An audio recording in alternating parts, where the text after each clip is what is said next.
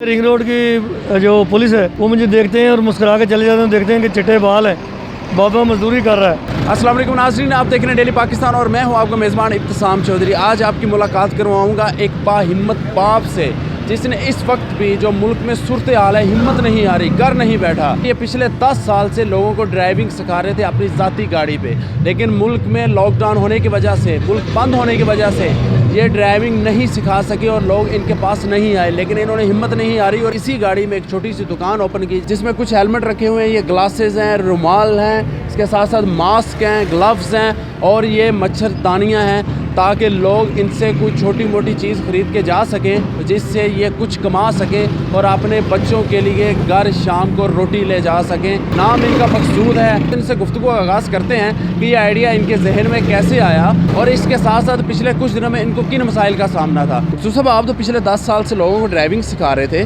तो ये सूरत हाल किस तरह आन पहुंची और कैसे नौबत पहुंची कि आपने गाड़ी में ही एक छोटी सी दुकान खोल ली? ये मैं अरसा 10 साल से गाड़ी सिखा रहा था लोगों को।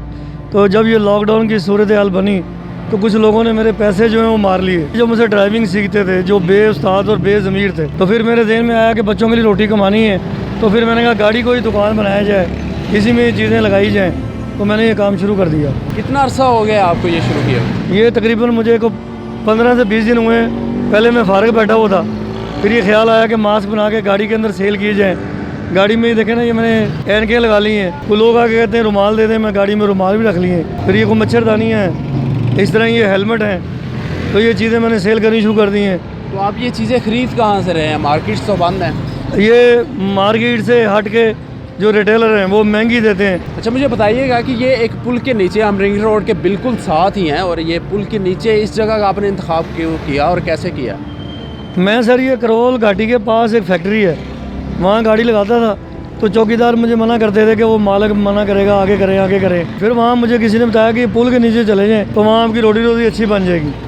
वो भाई की मैंने बात मानी तो मैं इधर आ गया।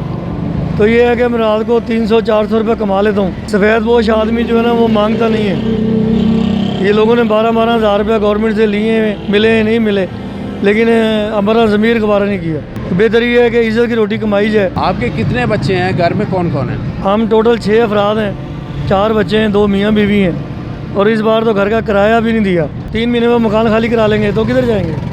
तो आपने उनको कहा नहीं कि हुकूमत ने 3 माह मना किया हुआ है कि जो किराया नहीं दे सकता, जो अफोर्ड नहीं कर सकता, वो किराया नहीं देगा? तो आगे से जो मालिक मकान है उन्होंने क्या कहा आपसे? सर, वो ये कहते हैं कि ये कोई ऑप्शन नहीं है, आप 1 महीने बाद दे दें, थोड़े थोड़े करके दे दें, किराया हरगिज़ माफ़ नहीं होगा। देने लाजमी है? जी हाँ। यहाँ से कितना कमा लेते हैं? क्या घर में खाना बन रहा है, रोटी खा रहे हैं? हाँ जी, मेरे 2 बच्चे हैं, वो मेहनत मजदूरी करते हैं। कोई 300-400 मैं कमा लेता हूँ, 800-1000 कमा लाते हैं तो गुजारा हो जाता है, शुक्र है अल्लाह का। अच्छा, मुझे बताइए, इस पुल के नीचे आपको आए कितने दिन हुए हैं और यहाँ पे तो कोई दुश्वारी का सामना नहीं करना पड़ा? कोई 20 दिन हुए हैं, तकरीबन 20-22 दिन जब मैं आया हूँ ना।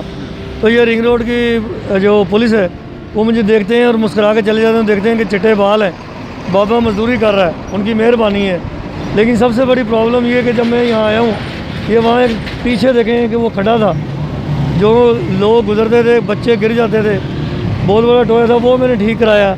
दूसरा, ये गड़ा इतना बड़ा है, चीटें पड़ती हैं। मैंने मसला रखा हुआ, नमाज़ पढ़ता था, अक्सर चीटें पड़ जाती हैं, नमाज भी नहीं पढ़ जाती। ये मसले मसाइल का सामना है। आपकी तरह के बहुत सारे लोग हैं जो इन मसाइल में गिरे हुए हैं और इस तरह के जो हालात हैं वो फेस कर रहे हैं, क्या उनके लिए मैसेज देंगे, क्या कहना चाहेंगे? सर, मैं ये मैसेज देना चाहूँगा कि इंसान को हिम्मत कभी नहीं हारनी चाहिए। हम मुसलमान हैं, अपने नबी का कलमा पढ़ते हैं, मेहनत करनी चाहिए, स्ट्रगल करनी चाहिए और हिम्मत कभी नहीं हारनी चाहिए, क्योंकि मेहनत ही जो है ना सबसे कामयाबी की निशानी है। आदमी को जुस्तजू करनी चाहिए, तो रोटी रोज़ी अल्लाह के हाथ में।